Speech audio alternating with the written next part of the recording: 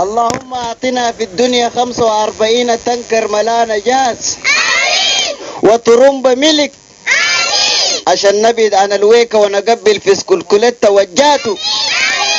اللهم كتر علينا الشاورما وخفف عنا أكل الكسرة يا رب.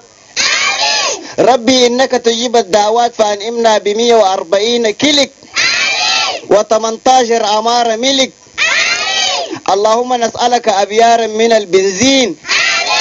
اللهم تقل الجيب حتى نخيط مترين. الله ربي أسألك 15 طيارة جوية. اللهم أوهب لي 17 باخرة سياهية. اللهم كتر علينا النعم. أوهب لنا 3 مليون فدان سمسم و7,000 فدان فول سوداني.